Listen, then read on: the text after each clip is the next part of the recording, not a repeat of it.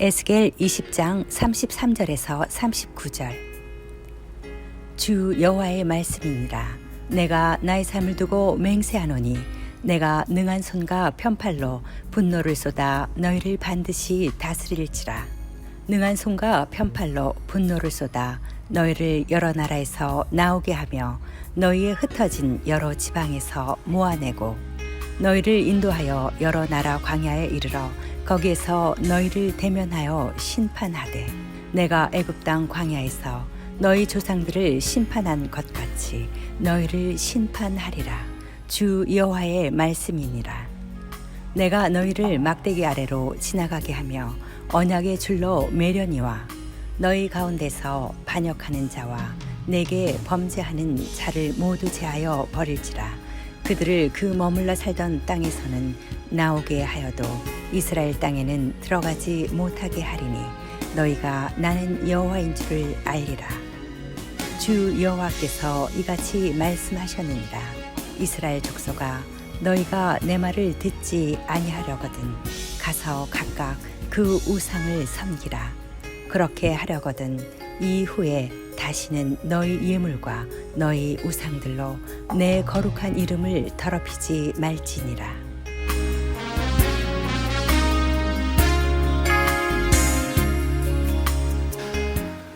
여러분, 지금 여러분의 그 인생이 봄, 여름, 가을, 겨울이라 그러면 지금 4계절 중에 어디에 와 있다고 생각하십니까? 봄이다, 여름이다, 가을이다, 겨울이다. 어디쯤인가요? 인생의 그 전반기와 후반기를 나눈다면 여러분은 지금 어디쯤 달리고 계신가요? 그 인생의 주기를 나누는데 어떤 분들이 25년씩 끊어서 1살부터 25세까지, 또 26세부터 50세, 그리고 그 75세까지, 100세까지 뭐 이렇게 나누는 것을 봤는데요. 여러분은 지금 그 4등분하면 어디에 지금 와 계신가요? 어떤 분들은 생로병사 이렇게 나누더라고요.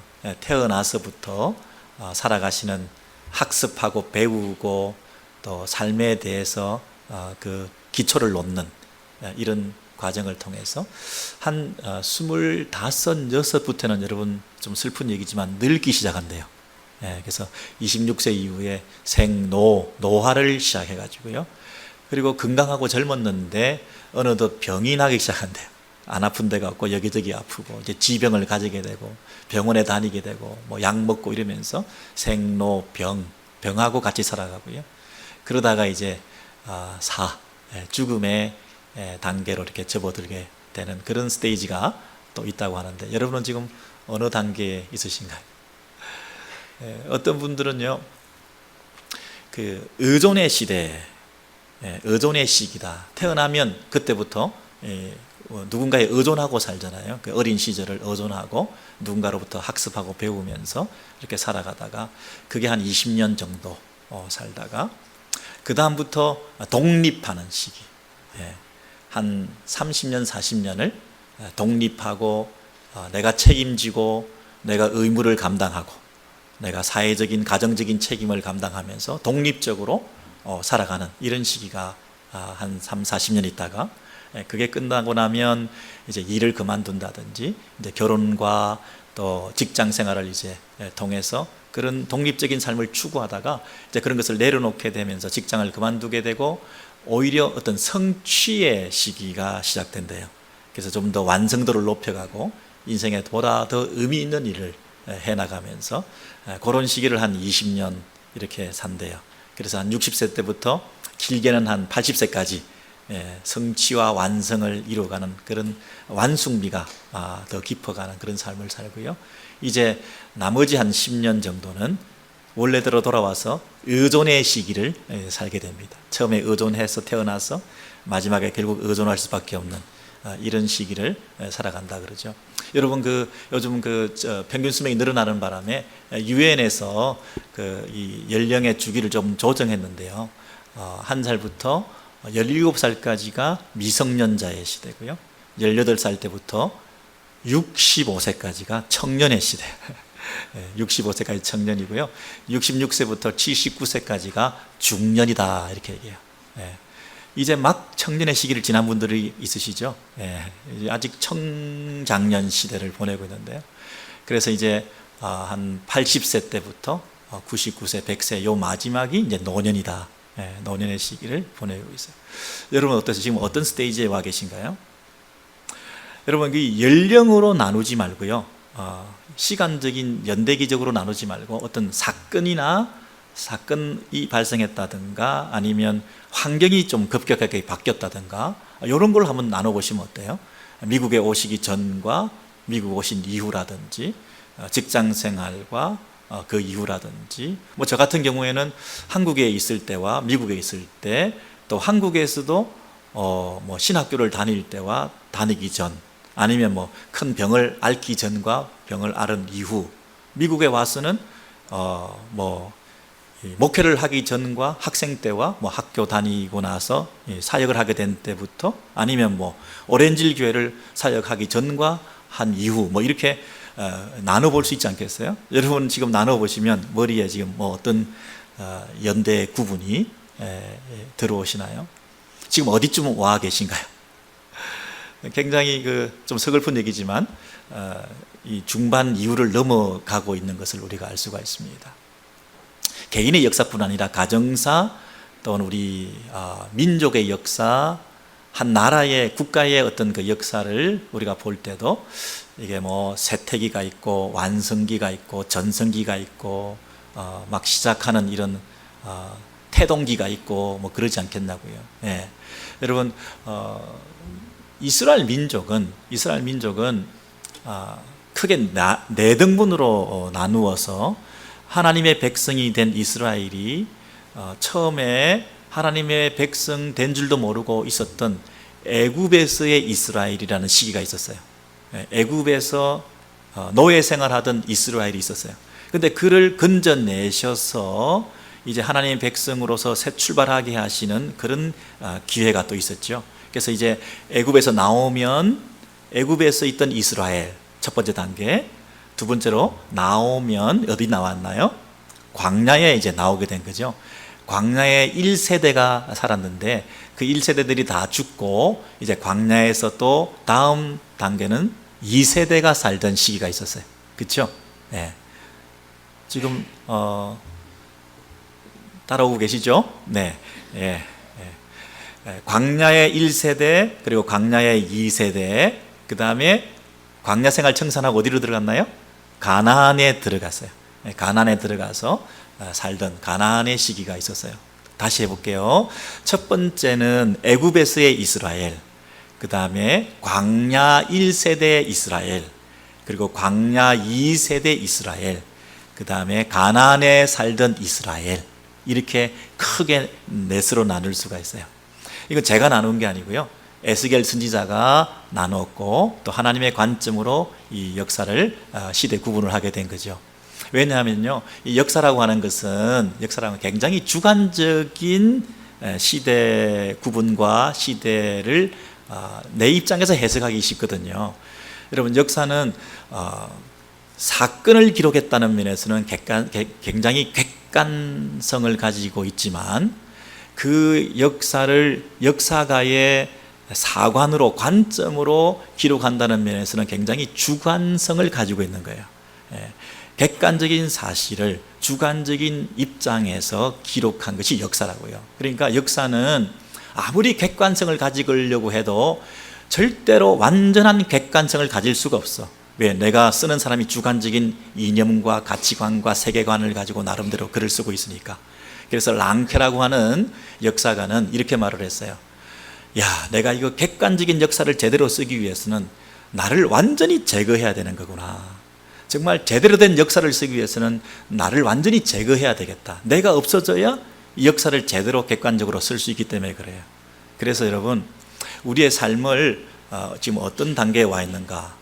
내가 스스로 생각할 때는 꽤 괜찮은 삶을 살았고 시대 구분을 할 때에 어떤 관점으로 해나가며 또 지금까지 살아온 삶을 점검해서 앞으로는 어떤 내 삶을 여생을 살아야 되는가, 이런 것들을 생각할 때 지금까지 살아왔던 삶에 대한 냉철한 심각한 그 분석과 진단을 제대로 하지 않으면 내 입장에서 내 주관이 들어가 가지고 괜찮았지, 이 말하면 잘했지, 이런 역사를 우리가 잘못 해석하게 되면 앞으로도 그런 역사를 되풀이할 수밖에 없거든요.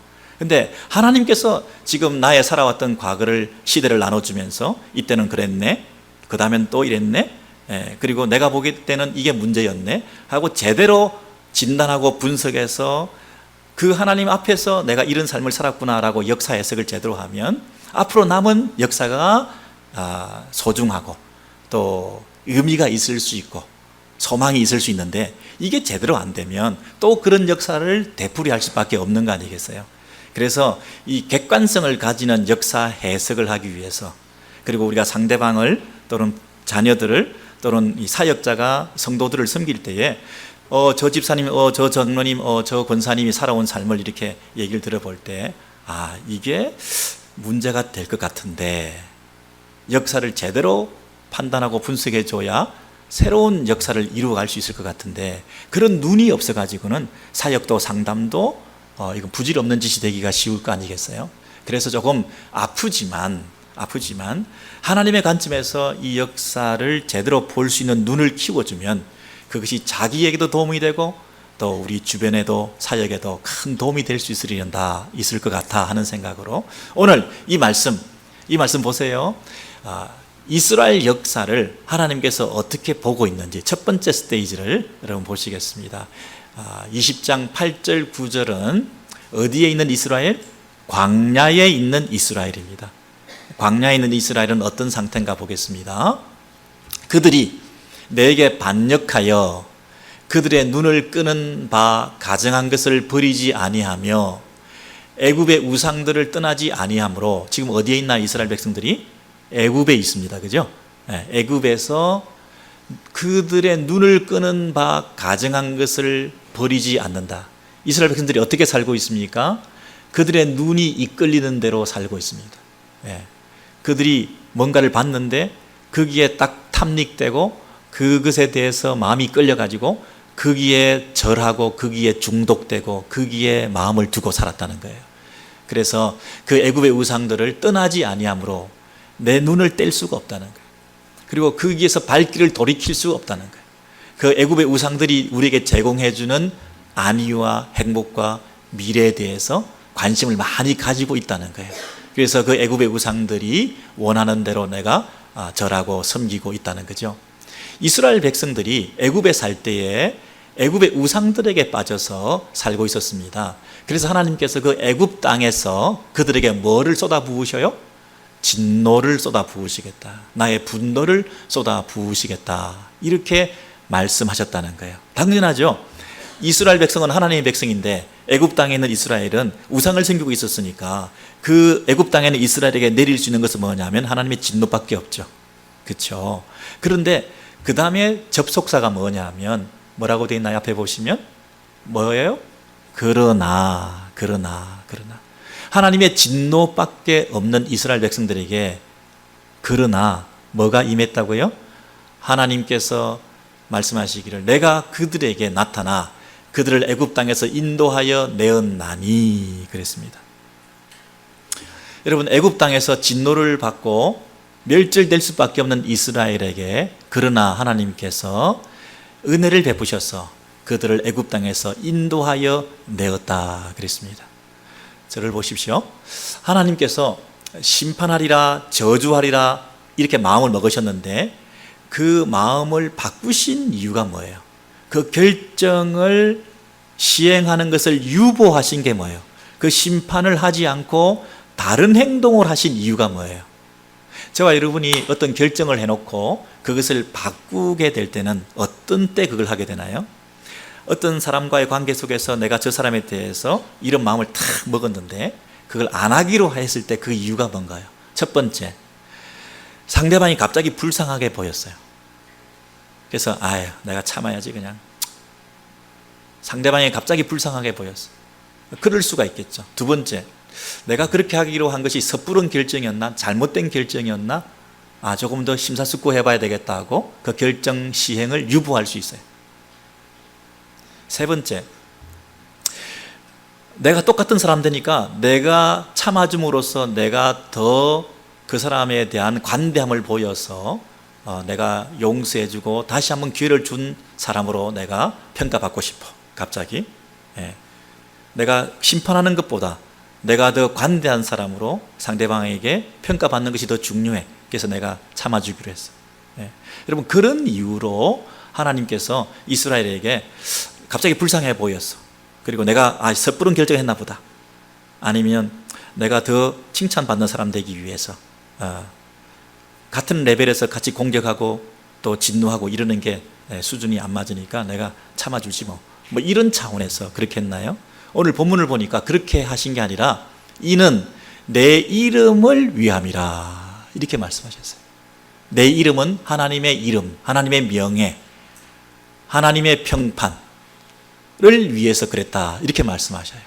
그 다음 보시면 내 이름을 그 이방인의 눈앞에서 더럽히지 아니하려고 행하였습니다 그랬습니다. 이방인은 예수 믿지 않는 불신세계, 이스라엘 백성들이 아닌 다른 열방의 사람들을 가리켜서 그 이방인들이 눈이 있잖아요. 그 이방인들이 다 이렇게 지켜보고 있는데 그 이방인들의 눈이 하나님께서 하나님의 백성인 이스라엘을 다 멸절시켜 버리네, 하나님의 백성들이 당신의 백성들을 다 죽여버리네. 그러면 저 하나님의 백성들인 가치가 뭐야? 하나님의 백성들인데 다 죽여버리네? 하나님의 백성들을 하나님이 끝까지 책임 안 지네? 이렇게 사람들이 생각할지 모르기 때문에 내 이름의 평판을 위해서 내가 내 이름 때문에 그들을 죽이지 않고 그들을 끌어내리라, 구원하리라 이렇게 말씀하셨다는 거예요. 여러분, 요 다음 성경 구절을 보시면 비슷한 성경 구절이 나오는데요. 두 번째 이스라엘은 이제 가나안 땅에 들어가기 전에 애굽에서 나와서 어디에 있나요? 광야에 있는 거죠.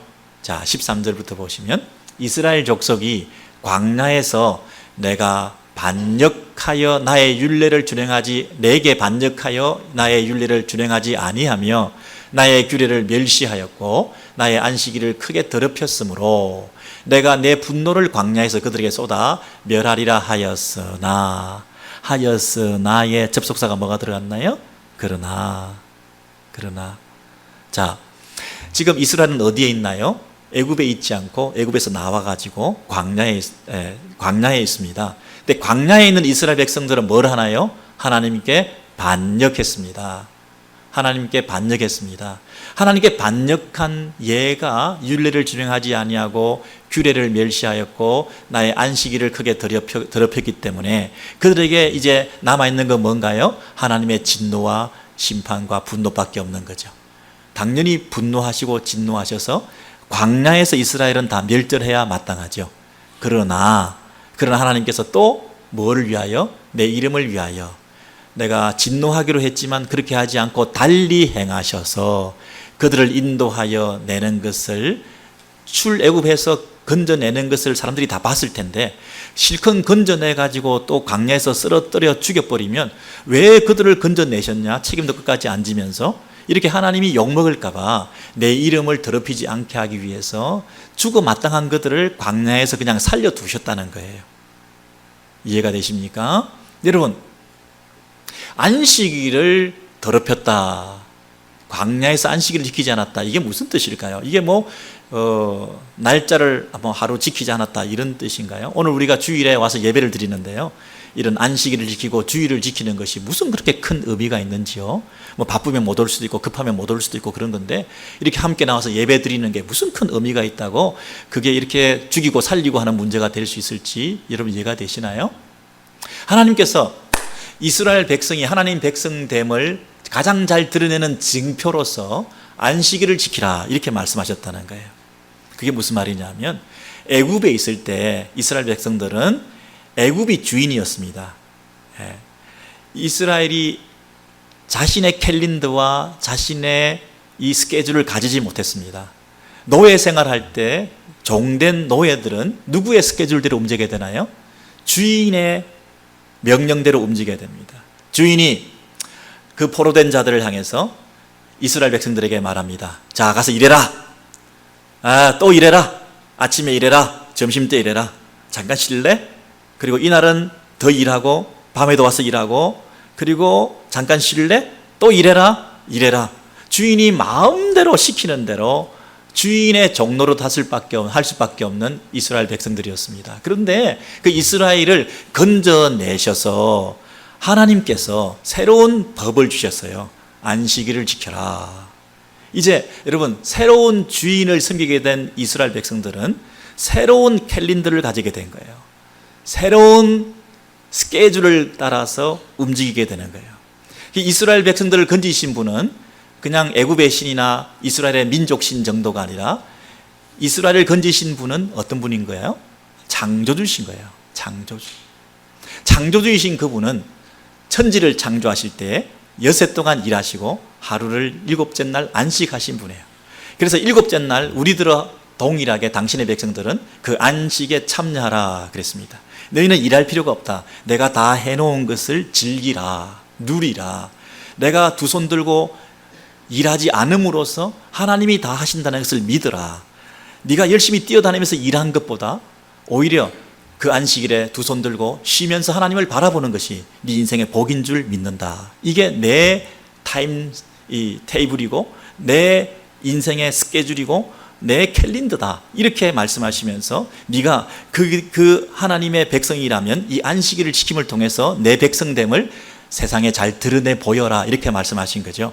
그런데 이스라엘 백성들이 안식일을 지키지 않았다는 얘기는 여전히 애굽식으로 살겠다. 열방의 방식대로 살겠다.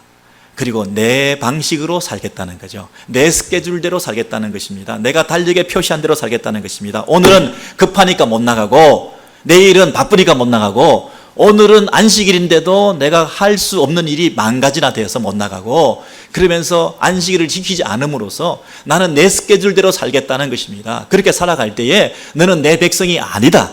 이것이 안식일을 크게 더럽힌 것이다.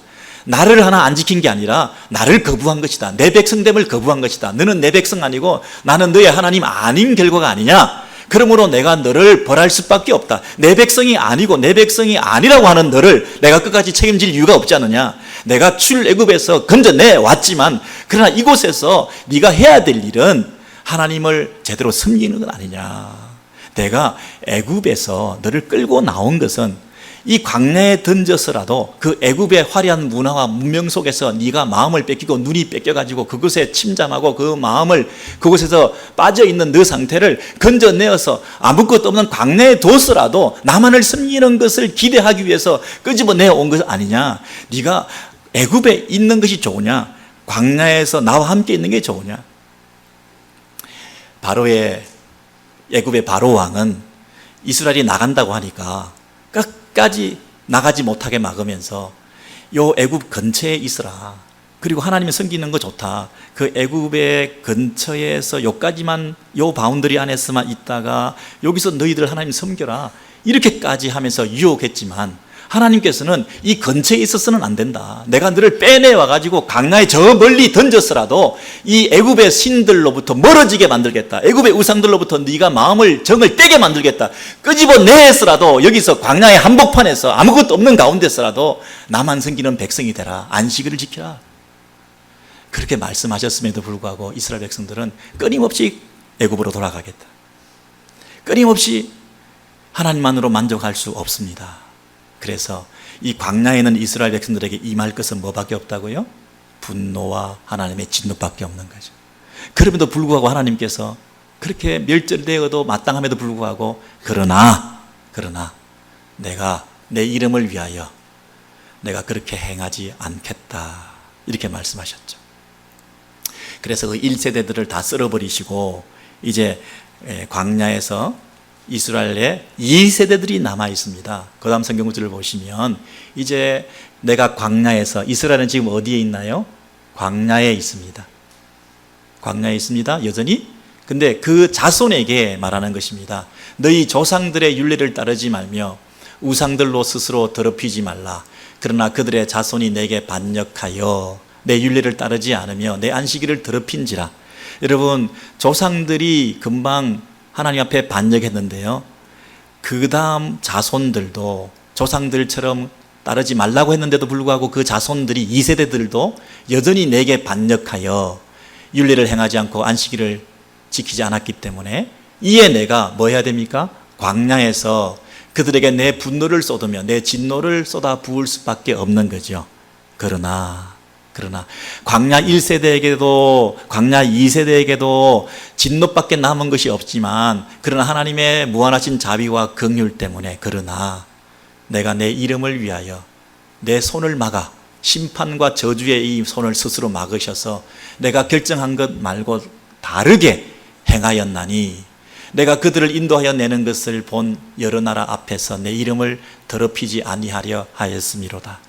이스라엘을 출애굽해서 인도해 오던 것을 열방이 다 봤을 텐데, 그들의 목전에서 그들의 눈이 다 있을 텐데, 그들이 보면서 하나님의 이름이 평판이 나쁘게 되는 것을 하나님께서 원치 않으시기 때문에 그 열방의 사람들이 하나님에 대해서 오해할 수 있고 곡해할 수 있는 부분이 있기 때문에 내가 내 이름을 위해서 너를 살려주는 거다, 이렇게 말씀하는 거죠.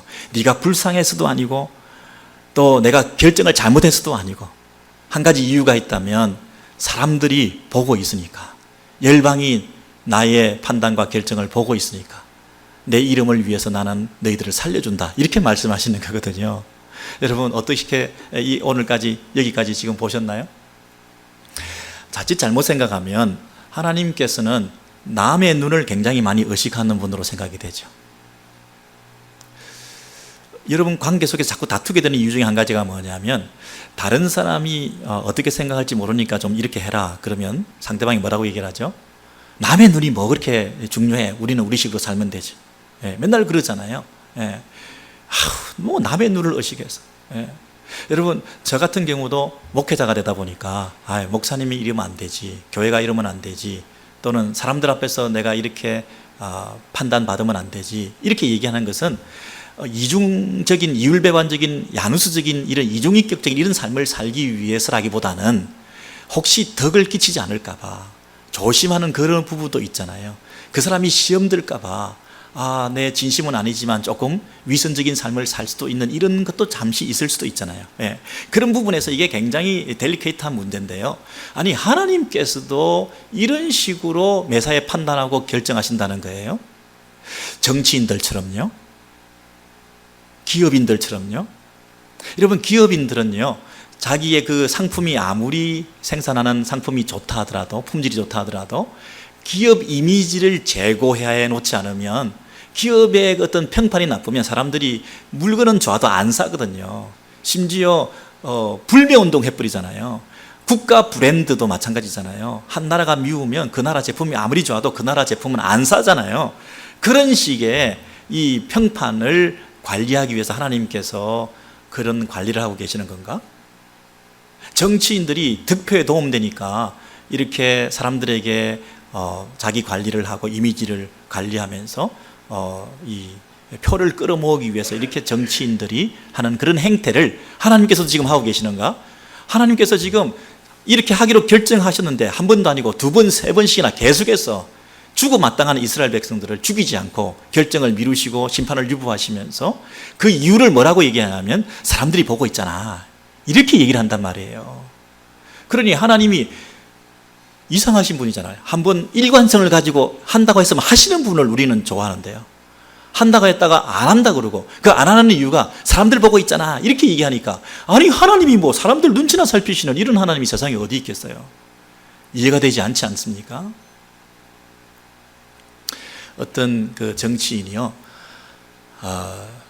자기가 보직을 바꾸거나 또는 생일을 맞거나 또는 뭐 환갑이 되거나 또 뭐 승진을 하거나 뭐 이런 집안에 대소사가 있을 때 그 난초 화분을 자꾸 사람들이 보내니까 이게 너무 뭐 수십 개 수백 개가 되고 죽이고 그냥 막 이렇게 볼품이 없어지고 이러니까요, 자기가 글을 쓰면서 난보다 향기로운 쌀, 난보다 향기로운 쌀, 이런 제목의 글을 쓰면서 앞으로 나한테 뭘 보낼 때는 쌀 한 포대씩 보내라, 그 난초 대신에. 그래서 그 쌀을 모아가지고 쌓아뒀다가 명절 때 그를 가지고 나가서 동네 불이웃들에게 나눠주면서 뭐라고 배너에 붙였냐 하면, 향기로운 쌀, 쌀에서 향기가 납니다. 쌀에서 향기가 납니다. 그래서 그걸 붙여놓고 이렇게 나누는 역할을 했다는 거죠. 그랬더니 그걸 받아드는 사람들이 과연 쌀인데 쌀 냄새가 아니라 향기로운 냄새가 나는 거예요. 야, 이 정치인은 정말 자기가 받을 걸 안 받고 작은 것이라도 모아가지고 이렇게 섬기는 모습을 통해서 그 정치인이 어떤 느낌이 되느냐면 향기 나는 정치인이 된 거예요. 저런 정치인이면 정말 좋은 향기가 난다. 여러분, 지금 그 정치인이 자기가 향기 나는 정치인으로 지역 주민들한테 득표에 도움이 되게끔 이렇게 되기까지 이게 어떤 전략적인 흐름이 있지 않나요?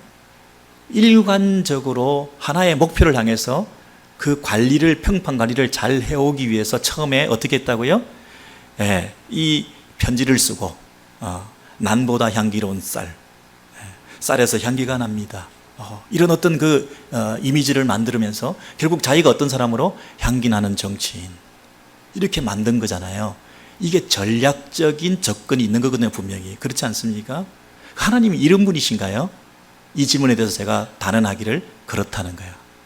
하나님이 전략이 있으셨다는 거예요. 하나님께서는 한 가지 목적이 있으신 거예요.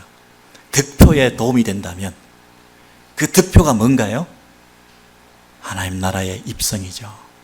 예수 믿기로 하는 거죠. 하나님의 타겟은요, 이스라엘이 아니잖아요.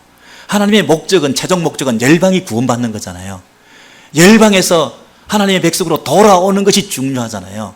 이스라엘을 통해서 향기 나게 만드셔서 그 이스라엘을 통해서 온 열방이 구원받는 일에 하나님이 관심이 있으시잖아요. 그러니 하나님에 대한 평판을 처음부터 관리해야죠. 애굽에서, 광야에서, 가나안 땅에서. 여러분, 그 하나님께서 당신의 구원을 온 열방에 나눠주시고 선물해 주시기 위해서 자기의 이미지를, 평판을 관리하시는데요, 우리를 쓰시잖아요. 우리가 향기 나게 하셔서 그 향기가 전해지게 하심으로. 꽃은요, 향기가 나봐야 100리밖에 못 간다 그러잖아요. 화향 100리. 근데요, 더 중요한 것은 사람의 성품에서 나는 향기가 더 멀리 간다 그러죠. 인향 만리. 그런데요, 하나님께서요, 성도를 통해서 교회를 이루게 하셔서 교회를 통해서 향기 나게 하시는데요, 예수의 향기, 복음의 향기, 그리스도의 향기가 나게 하시는데요, 이 향기는 땅끝까지 간다고 하시잖아요. 우주적인 구원을 이룬다고 하시잖아요. 하나님의 교회를 통해서 이루시는 하나님의 꿈이 있으시잖아요. 하나님의 아킬레스건은요, 온 열방이 구원받는 것을 방해받는 일이에요. 그것은 허락할 수가 없는 거예요.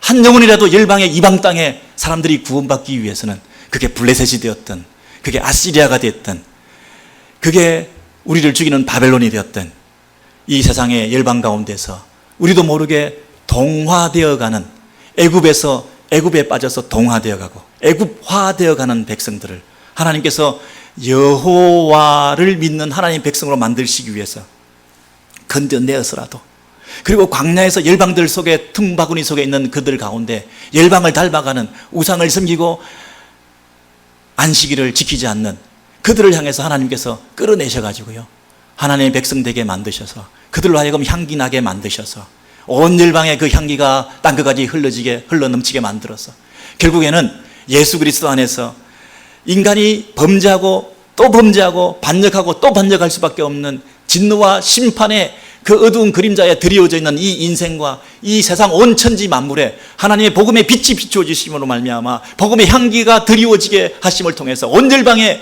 이 복음의 향기가 나타나게 하심을 통해서 인간이 할 수 없는 것을 하나님이 하게 하셔서, 인간은 맨날 반역할 수밖에 없지만 그 반역하는 그들을 끌어안고 그들의 죄를 감당하심으로 십자가에 죽으신 예수 그리스도의 그 복음의 향기를 통해서만이 우리를 살리는 그 영광의 세계로 우리를 들어오게 하셔서 한 영혼이라도 건지는 그 일에 하나님 부르시기 위해서. 열방이 하나님을 어떻게 생각할까? 열방이 하나님에서 어떤 이미지를 가지고 있을까? 하나님이 굉장히 예민하게 반응하시면서 전략적으로 나는 이런 사람이다. 애굽에서부터 수천 년 전부터 그 평판 관리를 하기 시작하시는데요, 우리를 통해서 지금도 그 일을 하시겠다고 하시는 거죠. 우리가 그 하나님의 나라의 대사로서 그 향기를 날리는 그리스도의 종이 되었는데요, 우리는 지금 누구를 자랑하고 선전하고 계신가요? 우리의 관심은, 우리의 목표는 한 영혼 살리는 데 있나요? 한 명이라도 더 구원받게 하는데 내 마음을 쏟고 있나요? 하나님과 같은 동력을 하고 있나요? 하나님과 같은 목적을 향해서 나아가고 있나요? 하나님의 그 아름다운 이름을 오히려 우리가 오욕되게 하는, 오히려 욕먹게 만드는 그 일에 우리가 쓰임받고 있지 않은가요?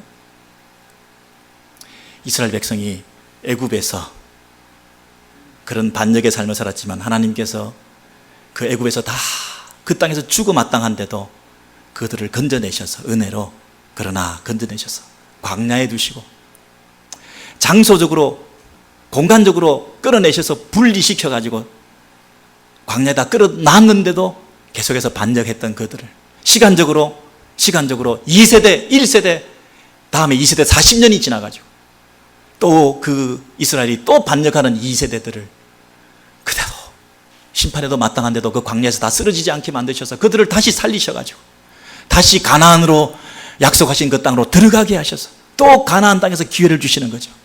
마지막 성경 구절을 보시면 그 이스라엘 백성들이 이제 맹세한 땅으로 들어가게 됩니다. 그들을 인도하여 그 가나안 땅으로 들어갔는데 그 땅에 들어가 보니 또 그들이 높은 산과 무성한 나무를 보고 거기서 제사를 드린지라, 우상을 섬겼다는 거죠. 이게 눈이 문제죠. 보니까 또 끌리는 거죠. 이 눈이 또 시험을 받은 거죠. 높은 산이 있습니다. 무성한 나무가 있습니다. 아, 여기 복을 빌 데가 좋은 데가 있네.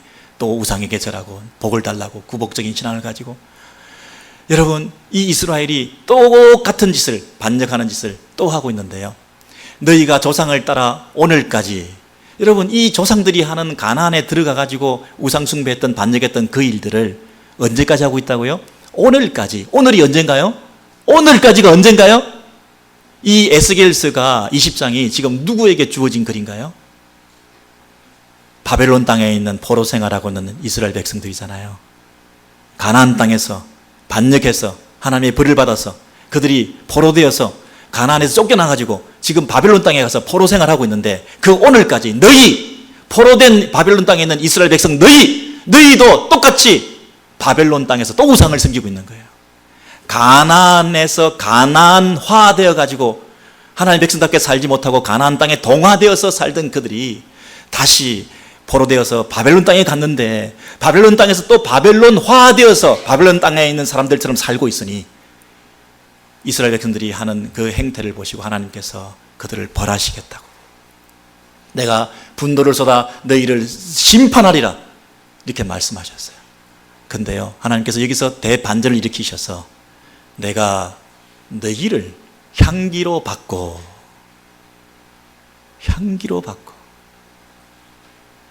이스라엘은요 악취가 나는 존재들이었어요. 이스라엘은요 더럽고 가증하고 역겨운 존재들이었어요.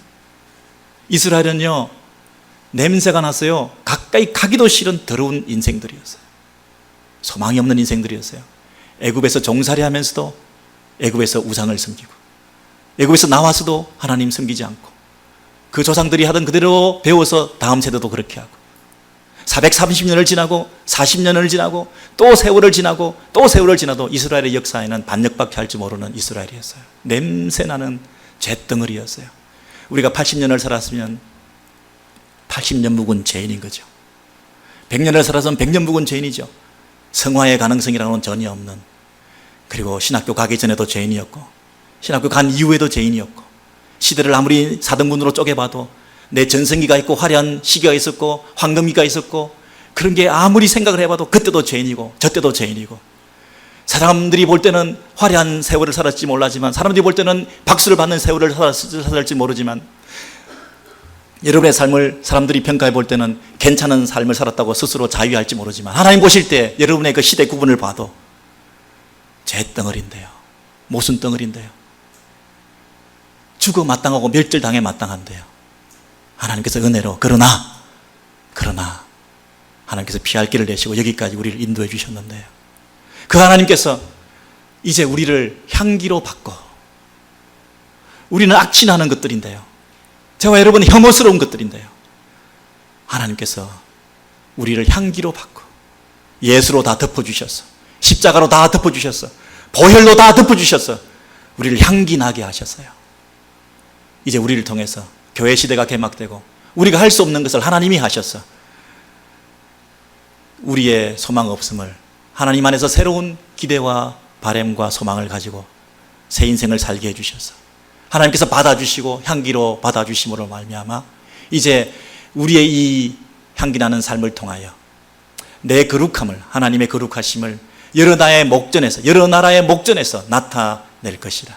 너희의 악행대로 하지 않고 내 이름을 위하여 행한 후에야 내가 여호와인 줄 알리라. 하나님께서 우리 악행대로 하면 다 죽어 마땅하지만 하나님의 이름 때문에 여호와의 그 이름을 위해서 여러 나라의 목전에서 하나님의 거룩함을, 우리의 향기로운 삶을 통해서 나타내어서 하나님의 거룩을 온 세상에 전파하는 그 일을 통하여 열방이 다 구원받는 그 일에 하나님의 하나님 되심을 드러내겠다고 약속하셨죠. 여러분, 우리는 참으로 더러운 것들이었습니다마는 우리를 향기롭게 만드시겠다고 하셨습니다.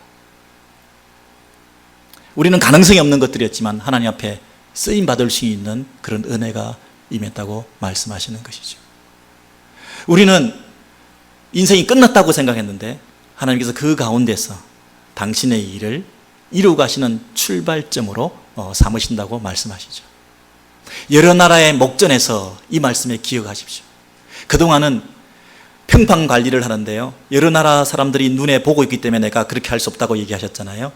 여러 나라의 목전에서 여러 나라의 그 눈앞에서 내가 내 관리를 하기 위해서 그들이 시험 들까봐, 상처받을까봐, 오해할까봐 신경 쓰셨던, 자기 평판 관리를 하셨던 그 하나님께서 이제 그들을 구원하기 위해서 그들이 목전에서 나의 거룩함을 목도할 수 있도록 이스라엘을 통해서, 하나님의 교회를 통해서, 예수의 십자가를 통해서, 하나님의 의를 통해서, 하나님의 지혜를 통해서, 하나님의 비밀을 통해서, 하나님의 영광을 드러내는 삶을 통하여 이제 온 세상 열방이 하나님의 거룩함을 드러내는 그 눈으로 목도하고 하나님을 찬양할 수 있는, 과연 하나님이시구나 하는 것을 볼 수 있도록 하기 위해서, 그 열방을 구원하기 위해서 열방의 눈을 의식하셨던 그 하나님께서 열방이 그 하나님을 보고 이 하나님을 인정하도록 하기 위해서 이들에 대한 최종 목적을 가지고 그 열방에 대한 구원의 그 목적을 이루시기 위해서 하나님께서 이 일을 계속해 오셨다는 사실을 생각할 때, 내가 지금도 이 하나님의 마음을 담고 있는가, 열방에 대한 구원에 대한 관심을 가지고 있는가.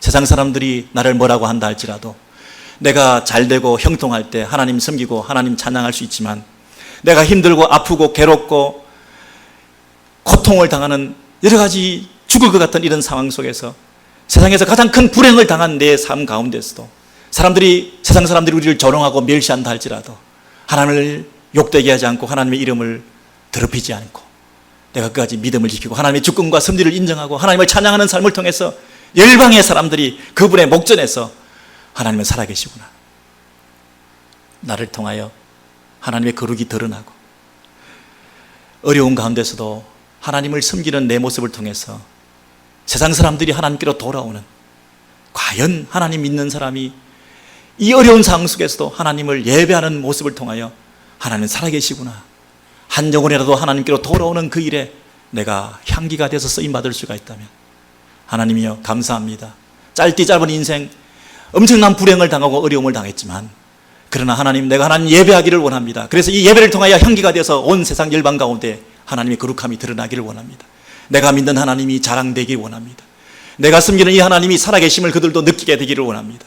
이게 하나님의 마음이죠. 나를 통해서 일을 하시기를 원하시는 거죠. 하나님, 그렇습니다. 그것으로 만족합니다. 눈물을 삼키며 하나님 일에 수종 들겠습니다. 하나님을 높여드리겠습니다. 하나님을 찬양하겠습니다. 향기 되게 하옵소서.